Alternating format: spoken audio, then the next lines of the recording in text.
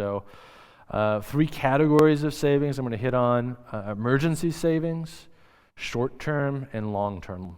So we'll talk about each of those a little bit here, and then we'll still have some time for more questions at the end too. So emergency savings. This is money I've got set aside for the unexpected.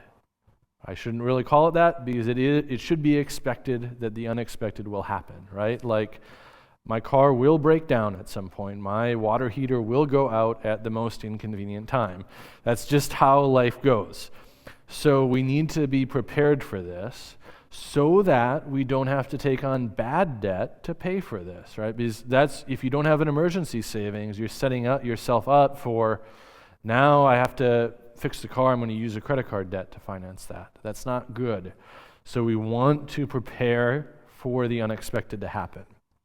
The rule of thumb for emergency savings is 3 to 6 months of your fixed expenses, so your needs, really. 3 to 6 months, it's a rough rule of thumb.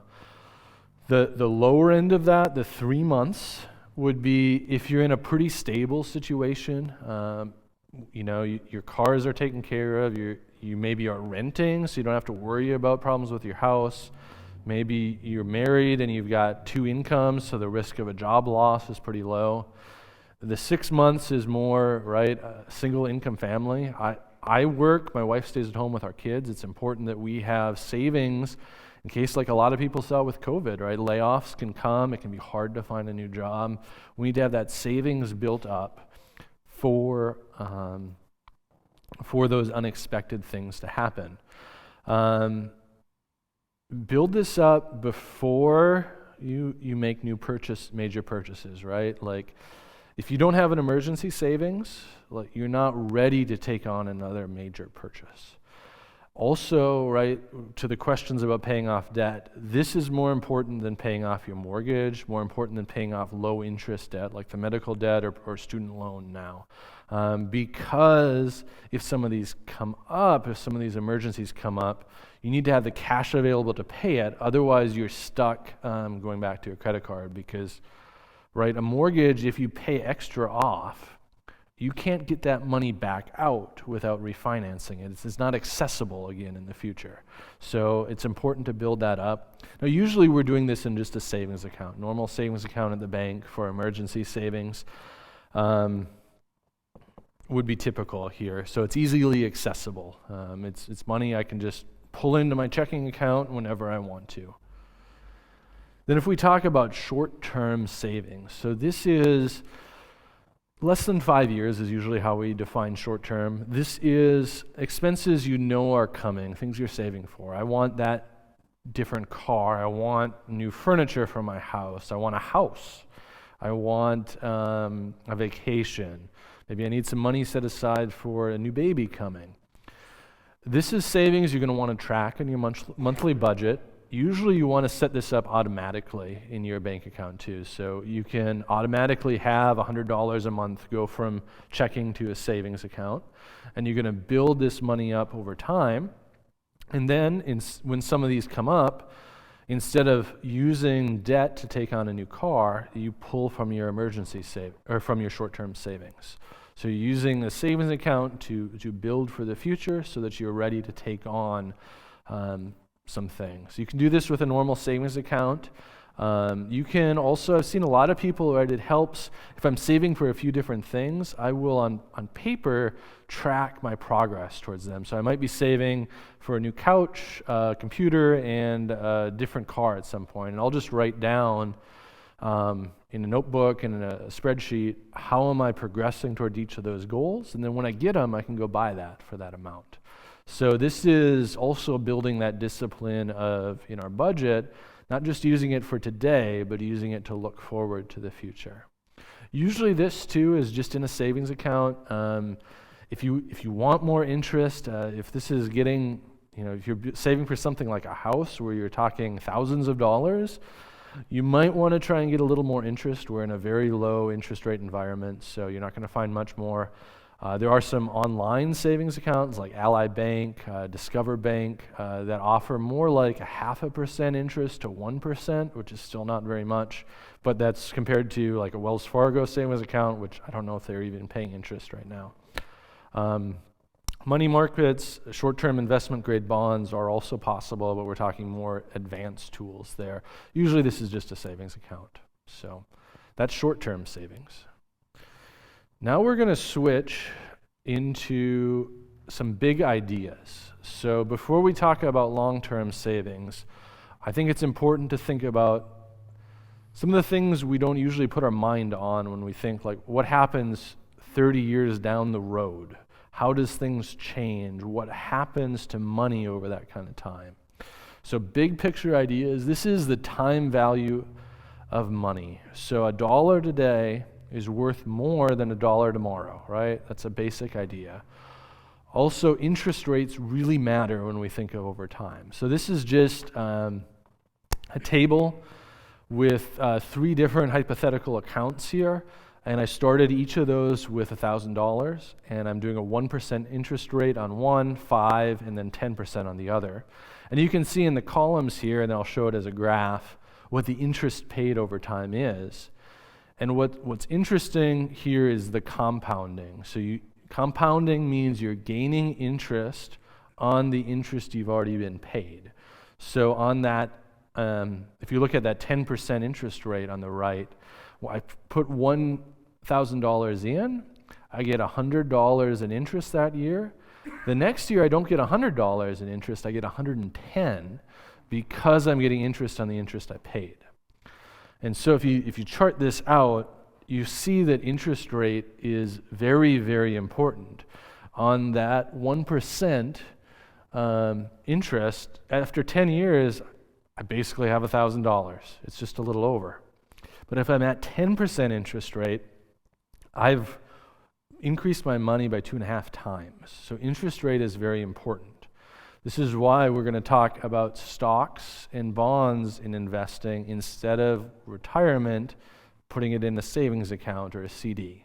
Because a savings account is going to only give you that like 1% rate, whereas in other investments, you can get not necessarily 10%, but more like 5 or a little more. And that has a tremendous impact in how much wealth you're able to build over time and prepare for long-term goals like retirement or college savings, things like that. So that's the time value of money as a big idea. The next one is inflation. So when we think of long-term goals, inflation is the enemy. So inflation is the decline in purchasing power over time. So this means, again, a dollar today is worth more than $1 tomorrow. So this is just the price of coffee over time, right? 1970, you could get a cup of coffee for 25 cents. Today, well, I don't know, they say $1.50. I think most people are paying like $4 or $5 for fancy coffee, right? But the idea is, over time, the money I have today, if it's just sitting in a bank account, not increasing in value, I'm actually losing purchasing power. I'm losing the ability to buy stuff. Because if I had a dollar in 1970, I could buy 4 cups of coffee. Today, I can't even get half of one. So that's the concept in long-term savings. Inflation is the enemy. We need to work to gain more than inflation. The average here last 2 years ago now, it's 2021. 2019, the U.S. inflation rate was 1.9%. So if something cost $1 in 2018, in 2019 it costs $1.02 basically. Historically, inflation is very low right now. For the past few years, it's been quite low. So, any questions? Yeah. Do you or Brent forecast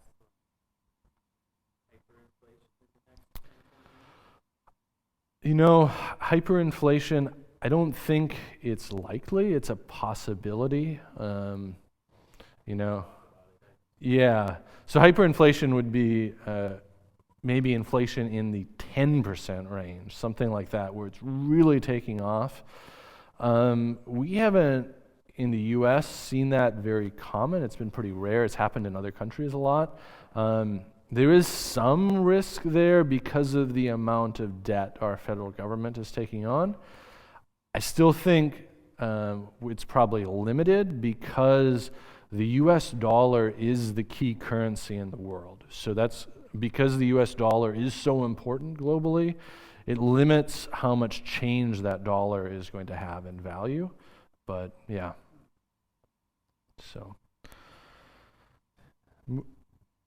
next big, long-term savings. So what do we talk about there? So long-term, if we're wanting to have a higher rate of return to build wealth, and we need to outperform inflation so we're not losing value, losing purchasing power, really the main way to do that is stocks. So what is a stock? A stock is just a share of ownership in a company. So I could go on the stock market, which is just where stocks are traded, and I could buy a piece of Walmart, right? So if I go buy a share in Walmart, I'm getting a very teeny tiny percent of that company, and I'm a part owner in that company. That's the idea of stocks. Stocks earn money in two ways. Through price appreciation. So this is when you see the stock market values, right, on a ticker on TV or headlines, and you see that Walmart went up $5 a share today. Well, I've earned money, theoretically. I haven't sold my stock yet, but my stock has increased in value. So I've earned money through that company becoming more valuable. The company is growing, it's doing well, so the value of that company increases, and hence the value of my stock increases. The other way you earn money is through what's called dividends. So this is a distribution of income the company gives to its owners. So a company may pay a dividend or may not. A lot of companies don't. More established companies tend to. And this would be, basically they declare that everyone who owns a share of stock gets X dollars per year, or per quarter more commonly. Often it's paid 4 times a year quarterly. And so if you own a piece of Walmart, one share, I don't know what Walmart's at right now, I haven't looked, maybe $100 a share, they may pay a dividend of 25 cents a share. So if you have one share worth $100, you also gain 25 cents each quarter, $1 a year. That's another way you start to build, get money through owning stocks. Stock prices are also set through publicly traded markets. So the New York Stock Exchange you probably heard of, right? So when I see that Walmart is worth $100 a share, what that means is the last time shares of that company changed hands on the New York Stock Exchange, the price of that trade was $100. The next time someone comes in and trades, they may trade at $100.10 or $100.20, and it'll slowly change over time, but all you're seeing is the price of the last trade. So the value is set through the public market. It's set by what people are willing to pay for that stock. So that's a real brief overview of what stocks are. The other main long-term vehicle is bonds. So these are two very, very broad categories. Bonds, this is basically like being on the opposite side of a loan. So instead of you taking out a loan, someone giving you money now and you pay them interest, you're doing the opposite here. When you buy a bond, you're giving someone money and they're paying you interest, and then they'll repay the money back at some point. Bonds can be for the U.S. government. We usually call those treasury notes at that point. They can be to cities or states. There were bonds sold for the I-74 bridge. That's how they're paying for the bridge. Or they can be to companies. A lot of companies raise money to finance their business or expansion through bonds. Bonds, now I'm talking an individual bond here. Most people are going to access this through mutual funds, which we'll talk about later, but an individual bond is purchased for a set value, so maybe $5,000. It pays a set interest rate, maybe 2%, which would be on $5,000, $8 a month, and then it's paid back in full after a fixed period of time. Bonds are not like a mortgage in that you chip away at principal. You only get the $5,000 back at the very end in one lump sum. We usually don't buy individual bonds for that reason, because it's lumpy. It's not evenly distributed. Their price is set at an auction. So when a company or a government issues bonds, they'll say, I want $5,000, but not everyone's going to give them $5,000. They might end up selling that bond for $4,900 or $5,100 or something like that. The price is actually set at auction. Like I said, they could be issued by a government or a corporation. Any questions on those two instruments? I know I'm being pretty general here, so yeah, go ahead.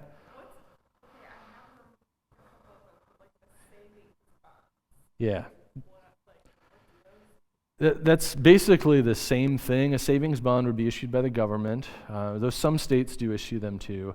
And it's the difference with a savings bond is basically it earns a fixed interest rate until you go redeem it or turn it in. So a savings bond's like you're not getting this payment. You're holding on to that, and then you can go turn it in after what's called the maturity date. So it'll say matures on June 1st, 2020. Anytime after that, you can go redeem it. So. What percentage of my retirement should I be putting in Bitcoin? Yeah. GameStop. Sure. Where should I speculate? How much should I speculate? What's a good? Yeah. So we'll talk in a little bit more about where do I put money. I would say generally, so something like Bitcoin, something like even going to buy an individual stock that's on the news like GameStop, I would classify that less as long-term savings and more as a hobby or speculation. So there's this book up here by Jack Bogle. He's the founder of Vanguard, the world's largest mutual fund company, on investment versus speculation. Investment is this idea, I've got a known risk, kind of controlling my risk, and I'm investing for the long term. Speculation is, I think there's a chance this could really be worth a lot someday. I'm going to put money on it, but it could also be worth nothing. That's kind of Bitcoin sort of in that area. So there, if you're doing something like that, I would treat it as that's money that I could lose all of it in Bitcoin or an individual stock like GameStop. And I would treat it as it's sort of like I'm saving enough for my goals, my long-term goals. I've got some left over, and I want to explore getting higher returns. But I wouldn't do that with the main portion of your savings. Yeah, we're getting there. Couple more slides here, and we'll get to that. So, stock market, right? So, long-term. Right?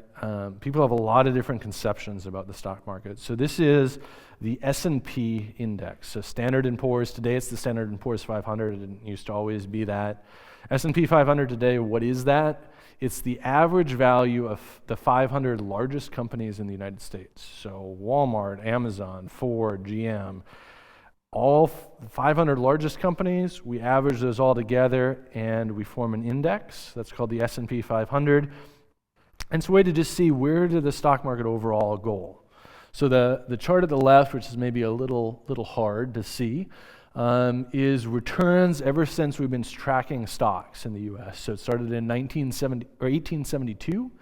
The green are years that were positive. The red are years that were negative. You can see there's more green than there's red. There's some very large swings, right? You see positive numbers in the 40, 50% gains. You see losses in the almost 40% loss. You see some of those notable ones, right? The Great Depression, we see that in the 1920s. We see some other big drops around World War II. We see the oil crisis in the 70s and 80s. We see the financial crisis in the early 2000s.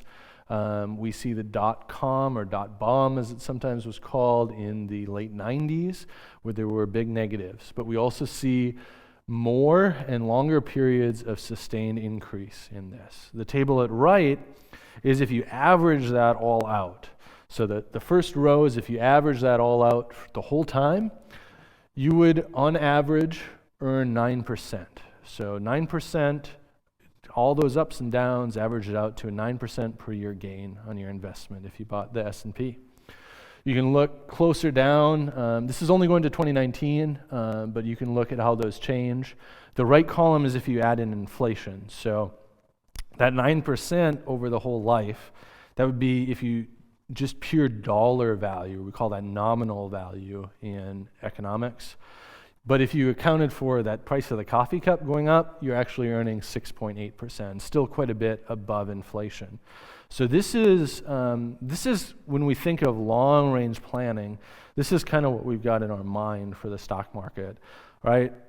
Generally, the future is kind of like the past. Generally, we expect something like this moving forward. There's a lot of differences when you talk about potential risks. There's a lot of differences when you talk about like next year, but this is like looking very long term. So what should I do? So this is summing up since the S&P 500 existed. So that started in 1926, which is a little later. There were some different ways of tracking it before then. And this looks at some different hypothetical portfolios. So what this is a blend of 4 different investments. So U.S. stock, so that would be the overall U.S. stock market. Foreign stock, so this would be buying stock that's traded in Japan or Germany or England on different exchanges there. And bonds, we talked about those. And then short-term investments, this would be something like just keeping money in a savings account. So what you see, and I know there's a lot of numbers here, so I'm going to try and talk through it. Let me know if you make questions. So the average rate, so that the first row is just average that out over those almost 100 years. What happened? Well, the more stocks, so the aggressive growth, the more stocks you have, the more return on average over time. Stocks return more than bonds because you're taking on risk. So there's this risk versus reward concept. So on average, more stocks give you a higher return, but they're more volatile. Stock prices move around a lot. Bonds move a little bit, but not very much. So if you look at the next row, that's the worst 12-month return. So not just per year, but any 12-month window over the last 90 years. If you had all stocks, you could see a drop in 12 months of 60%. That's a big number. It's still over the long run going to average out to a 9% gain. But yeah, you want to talk about stress if you see that happen? Like that's a rough time. And then on the other end, that conservative portfolio, where a lot of money is in short-term investments and bonds, its worst 12 months over 90 years was only, a loss of 17%. Next, the best 12-month return, again, we see a similar thing. More stocks, really big numbers, right? 12 months, 136%. That's over doubling your money in 12 months. That's a big number. And then now if we talk more about planning, right? So 12 months, if you're talking a long-term horizon, I'm saving for 20, 30 years for retirement, really a year kind of averages out. If you talk more about worst 20-year period, right? So this is a big chunk of life. And best, you can see some of the differences there. So the worst kind of is fairly similar across all of them. The best goes down as you go to more conservative portfolio allocations. Volatility, we won't talk about. It's a mathematical way of measuring how much it moves around. Higher volatility means it moves more, basically.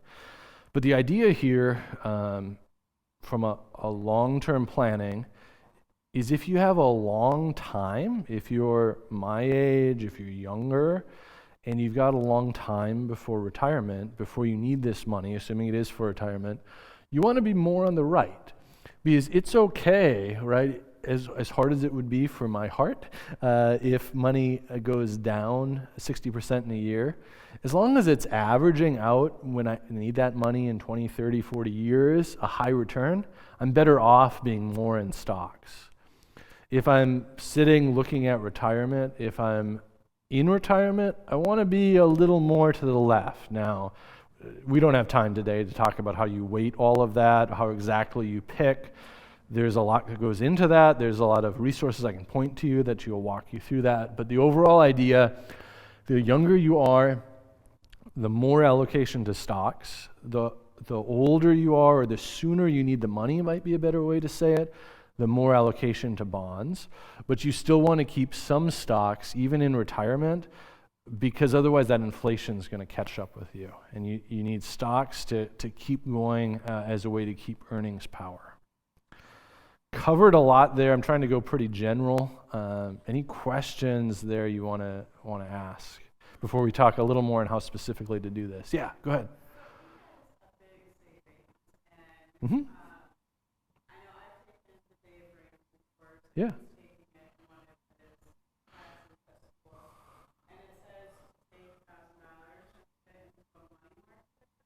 Mm-hmm.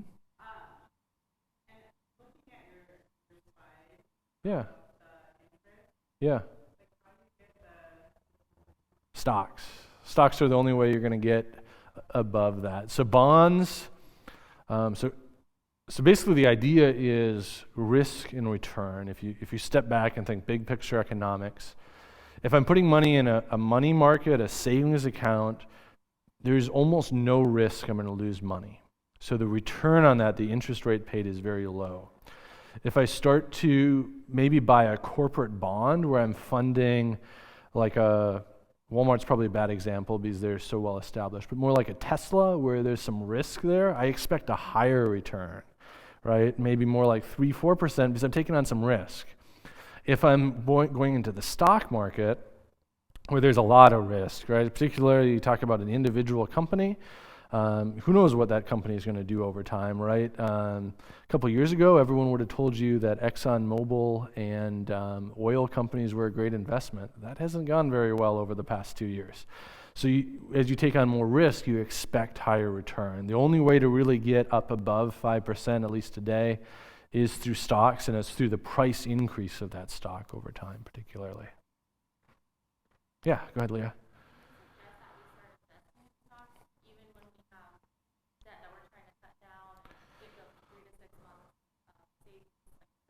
I would, yeah, once you've got, we'll get to that at the very end too, but once you've got high interest debt paid off and an emergency fund set up, then I would start thinking about stock investing.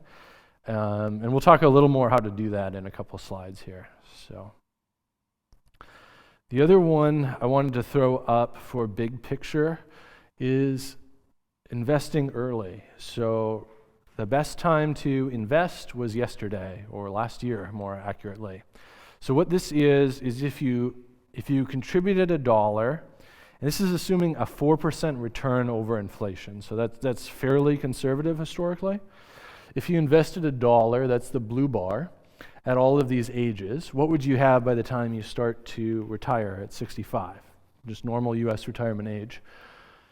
At 20, you would have over almost $6. You would have increased your money sixfold at just a pretty conservative interest rate. But if you try to wait even until you're 30, which most of us would say isn't that old to save for retirement, you've gone down from almost $6 to $4. That's a pretty big change. As you get older, right, this is why it's important to think about retirement early.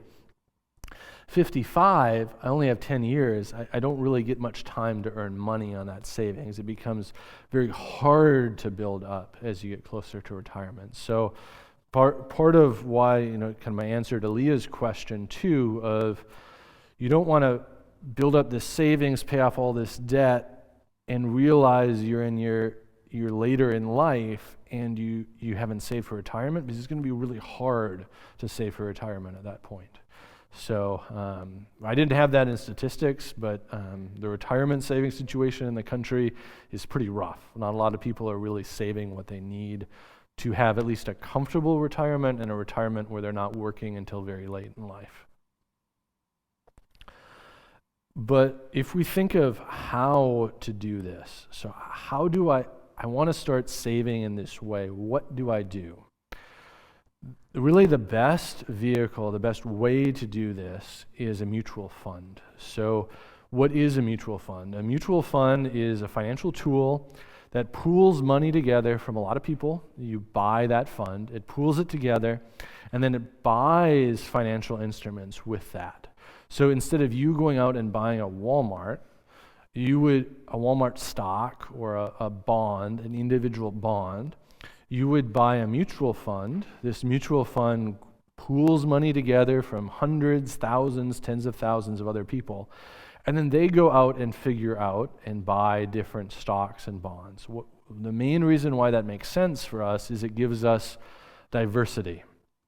And if I'm going out and buying individual stocks, I am very sensitive to what happens to them, right? Like, think of Enron, if you're old enough to remember that, right? If you invest in an individual stock, it's very risky because you really don't know, could that company collapse?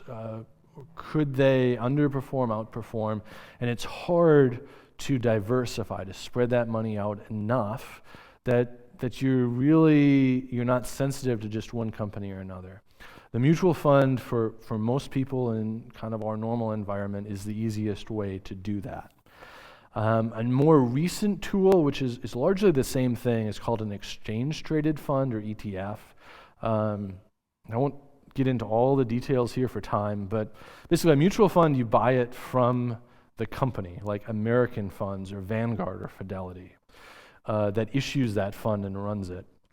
An ETF is a similar thing, but it's traded on a stock market. So Fidelity may still be running the fund, but instead of buying it from Fidelity, you're buying it through the New York Stock Exchange. Some advantages, disadvantages there. We don't have time to get into all those details, but they're largely the same thing. There are, very broadly speaking, two different types of mutual funds. Active means there's a person managing that fund. So if you're buying a stock-based mutual fund, there's a guy sitting there, or more likely a large team, that's deciding, okay, we've got this much money, I'm going to buy Walmart, I'm going to buy General Motors, I'm going to buy ExxonMobil, and picking stocks with that. The pros of that is they have a chance to outperform the average of the stock market, the S&P 500. If that fund manager, that fund team knows what they're doing, they can do really well. That's also the downside of that. Having that team is expensive.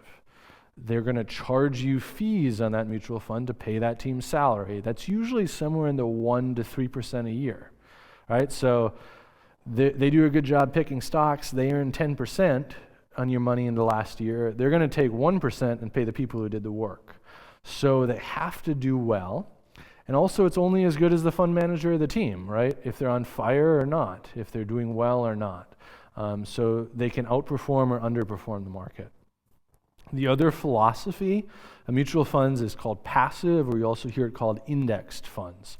So this means instead of someone determining what should I buy on a daily basis with the money in that fund, they're just purchasing an index. So they're purchasing the S&P 500, for example. So the S&P 500, it's the largest 500 companies in the United States.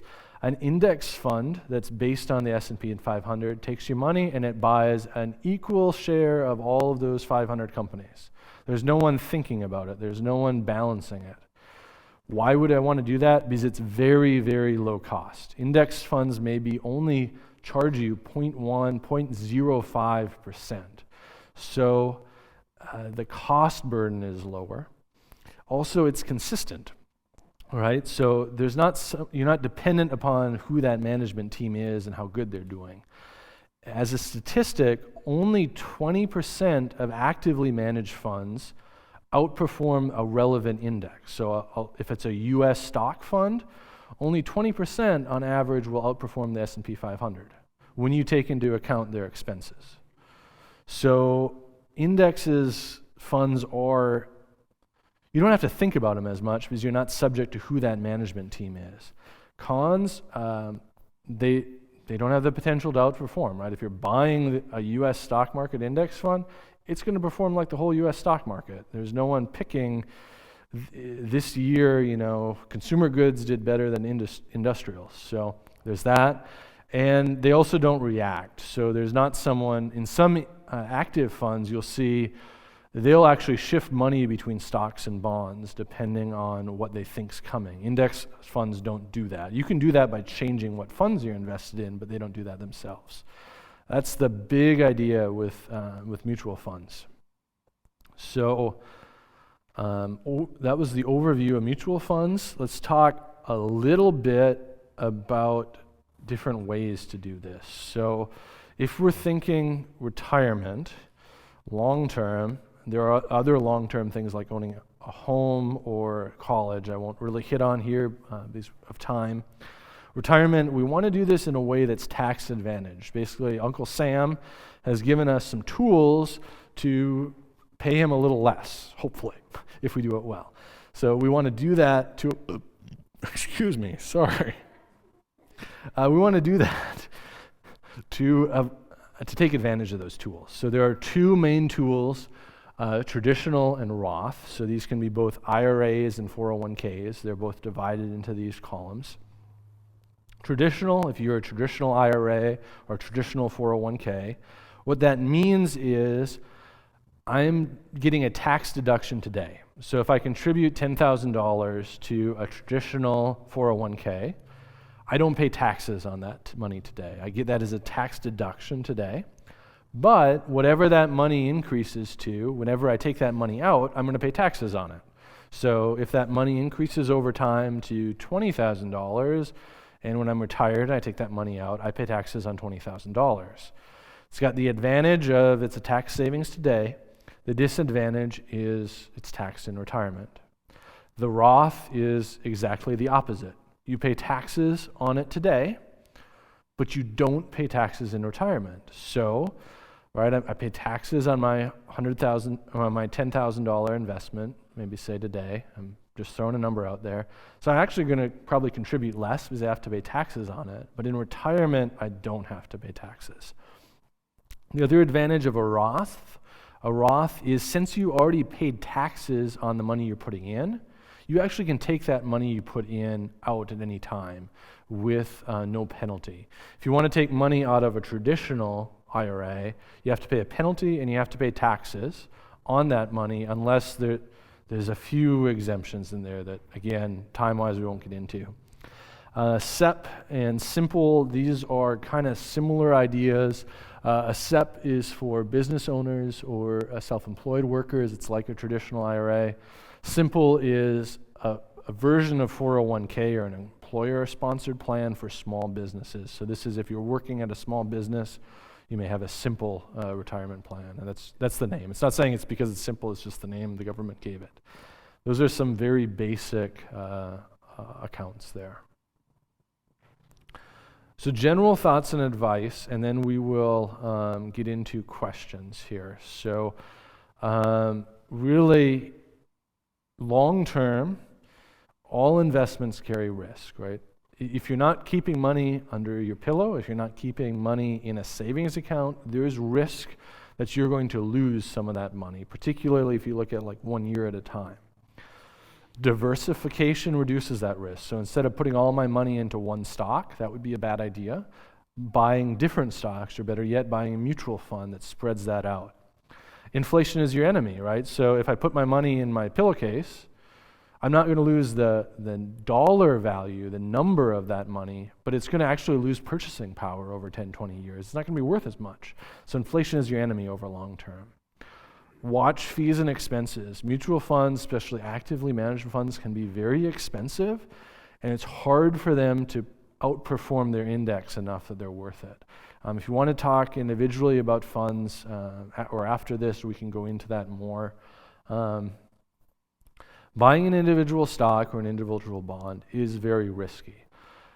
Generally, I would say, I would go farther than that. I would say for everyone here, the person on the other side of the table, the person you're buying that bond or the stock actually from, knows more about it than you, right? They're most likely someone that's their job, is to trade stocks and bonds. You shouldn't think that you can do better than them.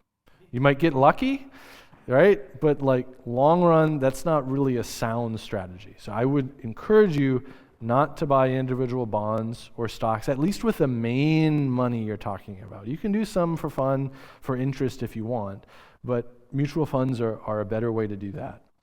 Yeah. You can manage mutual funds, exchange traded funds yourself. You can keep it simple.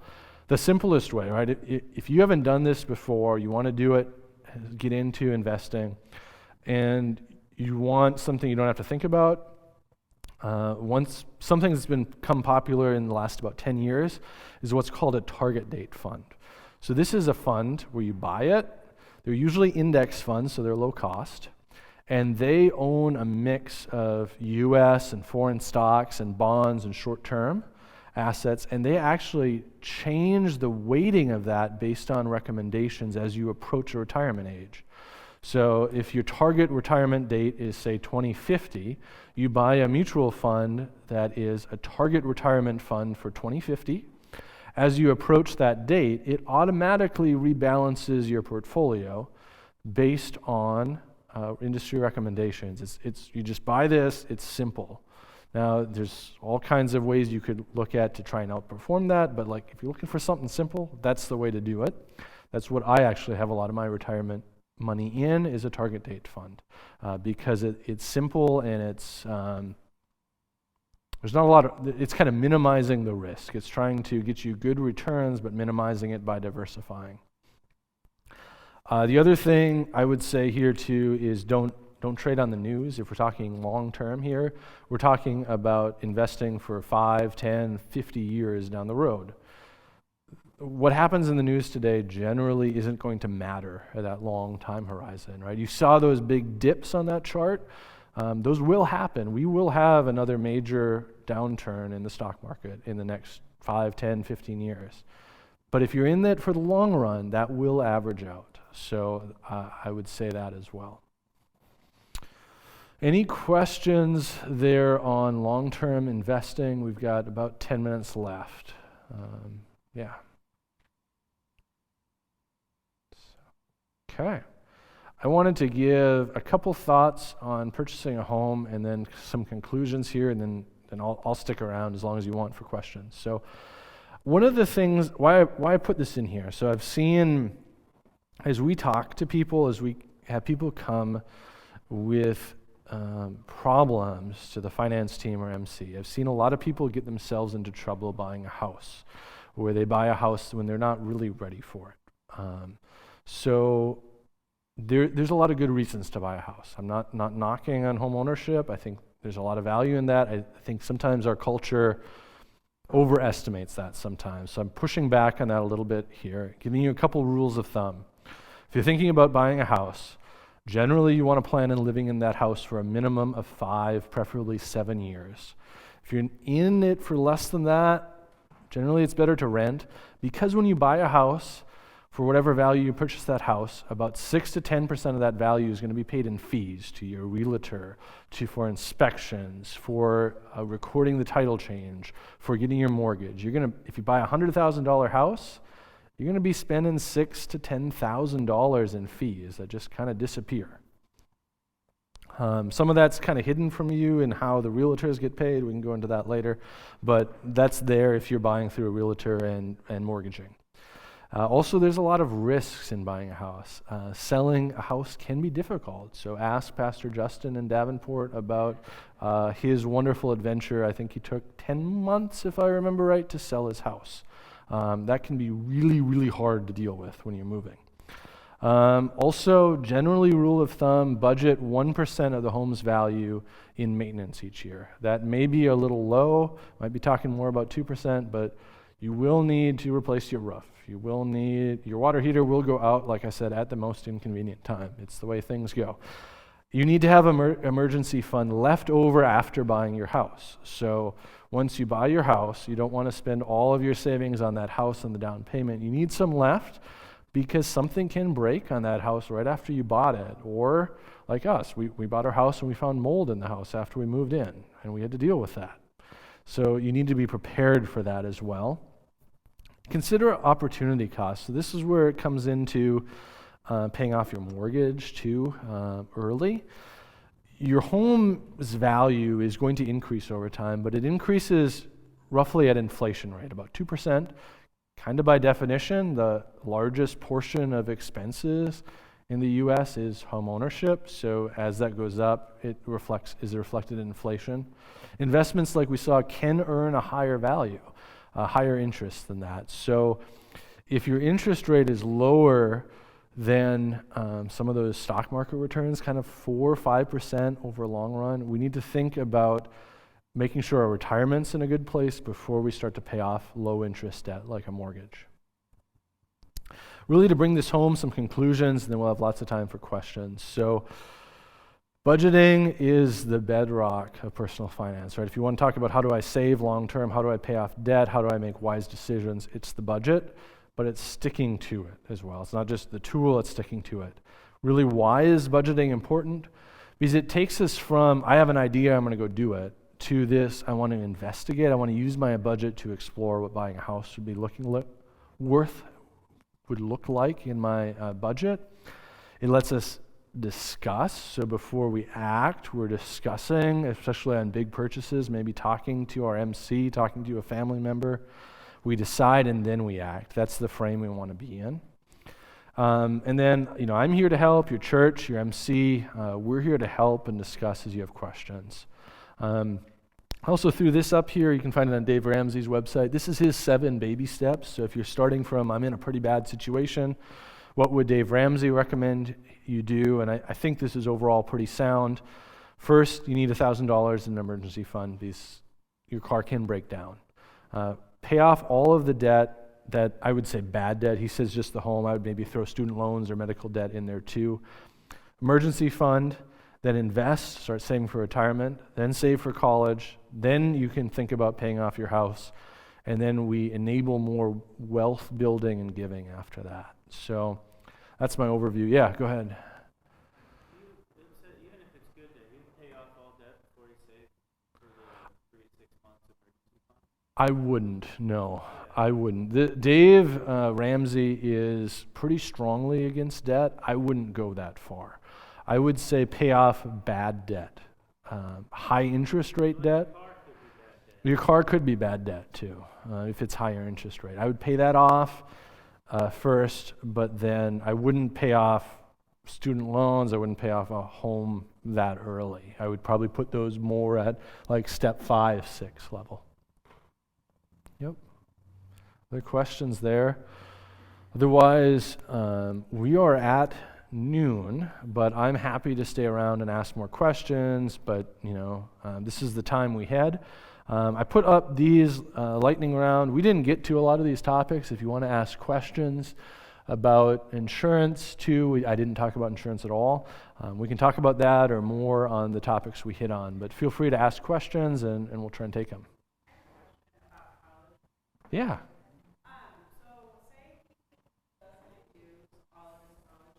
Mm-hmm. Mm-hmm.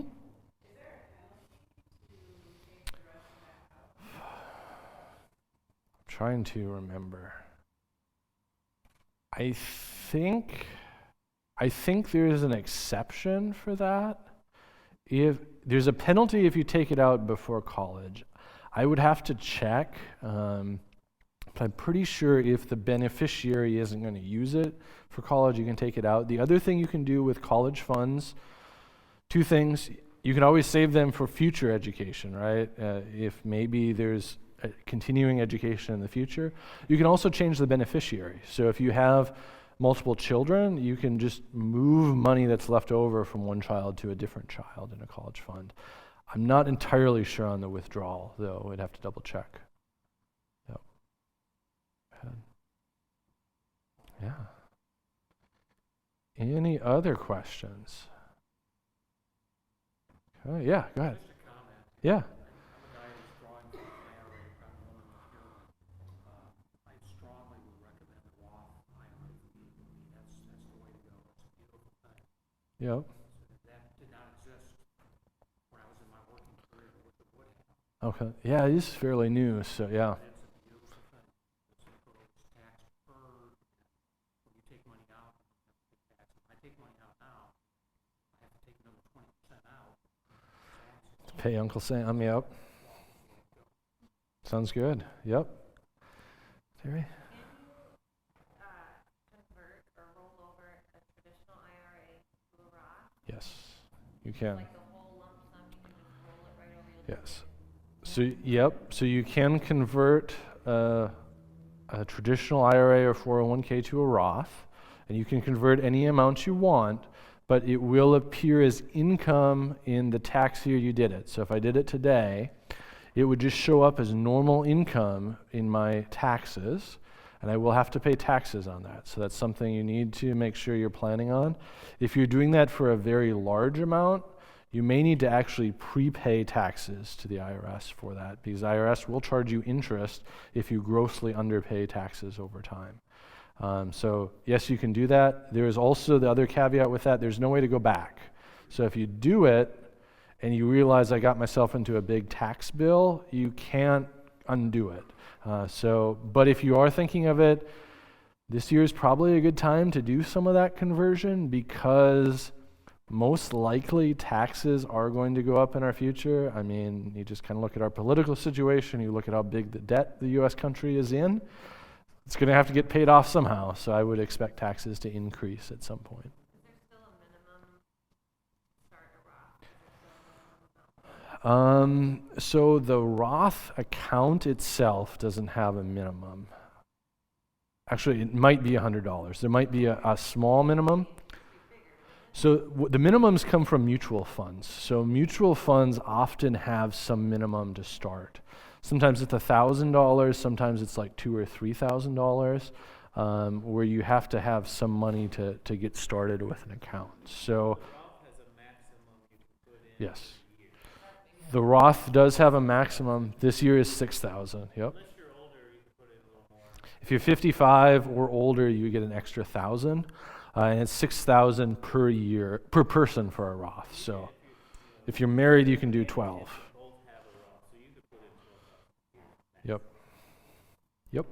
That's how that works. Yeah, go ahead, Ash. When you're buying into an IRA or 401k, you're buying into a mutual fund. Generally, yes. You can still, in that mutual fund, you could hold basically a savings account. They usually call it a money market there. They're largely the same thing. But in that, did I say mutual fund? In that retirement account, in that Roth, you could have money in essentially a savings account as well.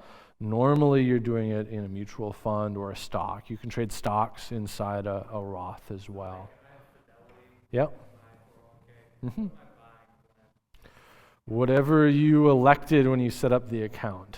So you can really buy, in a 401k, you can buy whatever you would like. You could have that money going into basically all bonds, all stocks. It's whatever is set up in that account. Usually, like if you didn't go in and choose something, usually they're putting you in a target date fund today. That's where basically they've looked at your birthday and predicted when you'll be 65, and they're putting you in a target date fund which balances stocks and bonds to that date. But that is something you should check on to make sure it's not going into just like a savings account that's not really earning interest. Yeah. Mm-hmm. Mm-hmm.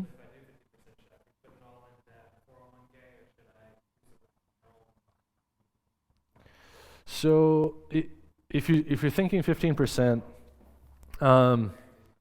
yeah, that is the recommended number from the industry, is 15% to retirement savings. Generally, where that gets you is retirement right around 65 and being able to replace most of your income. That's where that number comes from. If you're thinking of that, I would do a mix of a traditional and Roth. So if you're just talking normal 401k, that's this traditional method at work where you're not paying taxes now, you pay it later. I would start to blend that. Most larger companies offer 401ks that are Roth as well, and you can blend between them. So when I contribute through DEER, I say I want X% of my overall income to go into a traditional 401k and X% to go into a Roth 401k. Both of those also have contribution limits. I believe it's $18,000 in a 401k a year, which we're probably not at that level. But you contribute an additional $6,000 to an individual account, either a Roth or a traditional IRA, that you would set up on your own. Fidelity, you could set it up through Fidelity, Vanguard. There's a lot of different places that offer that. So, Robinhood, question on Robinhood, been in the news a lot, right? This is an app that lets you quickly and easily trade small amounts of stocks, right? I would say it's a fun thing, right? It's that speculation category. You're free to do it, right? It's a hobby. It can be interesting. It can be exciting. But that's not where your retirement savings should be. So that's what I would say on Robinhood. So, yeah. So I'm thinking, I know there's benefits to the traditional and Roth. Mm-hmm. For example, just where our current situation Yep. is, we've got a growing family, it helps have that tax break.